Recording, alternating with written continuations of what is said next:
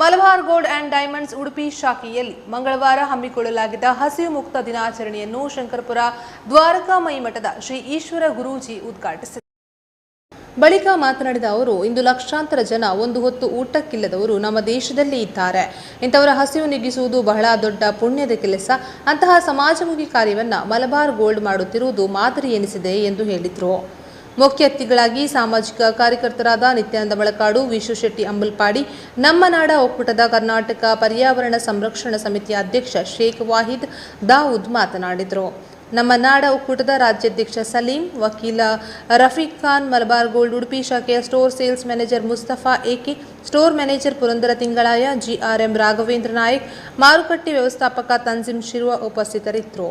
ಸಿಬ್ಬಂದಿಯಾದ ಕೃಷ್ಣ ಪ್ರಾಸ್ತಾವಿಕ ಮಾತುಗಳನ್ನಾಡಿದ್ರು. ವಿಘ್ನೇಶ್ ಸ್ವಾಗತಿಸಿ ವಂದಿಸಿ ಕಾರ್ಯಕ್ರಮ ನಿರೂಪಿಸಿದರು.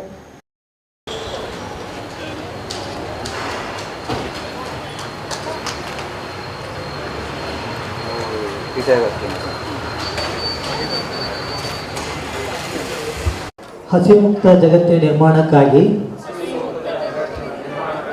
ದಣಿವಿಲ್ಲದ ಕೆಲಸ ಮಾಡುವುದಾಗಿ ನಾನು ಪ್ರತಿಜ್ಞೆ ಮಾಡುತ್ತೇನೆ. ಇಲ್ಲಿ ಪ್ರತಿಯೊಬ್ಬ ವ್ಯಕ್ತಿಗೂ ಪೌಷ್ಟಿಕ ಆಹಾರ ಪಡೆಯುವ ಹಕ್ಕಿದೆ. ಈ ವಿಚಾರದಲ್ಲಿ ಕಷ್ಟದಲ್ಲಿರುವ ನನ್ನ ಸಹೋದರ ಸಹೋದರಿಯರ ಬೆಂಬಲಕ್ಕೆ ನಿಲ್ಲುತ್ತೇನೆ ಮತ್ತು ಅವರೊಂದಿಗೆ ಒಗ್ಗಟ್ಟಿನಲ್ಲಿ ಕೈಜೋಡಿಸುತ್ತೇನೆ. ಅವರ ಕಲ್ಯಾಣ ಮತ್ತು ಯೋಗಕ್ಷೇಮವನ್ನು ಕಾಪಾಡಲು ನಾನು ಬದ್ಧನಾಗಿದ್ದೇನೆ.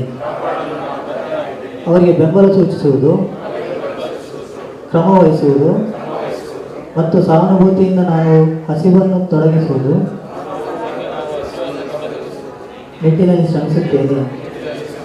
ಈ ಉದ್ದೇಶಕ್ಕಾಗಿ ದುಡಿಯುವವರನ್ನು ಅಥವಾ ಕೆಲಸ ಕಾರ್ಯದಲ್ಲಿ ತೊಡಗಿರುವವರನ್ನು ಬೆಂಬಲಿಸುತ್ತೇನೆ. ಒಟ್ಟಾಗಿ ನಾವು ನಮ್ಮ ಸಾಮೂಹಿಕ ಪ್ರಯತ್ನಗಳ ಮೂಲಕ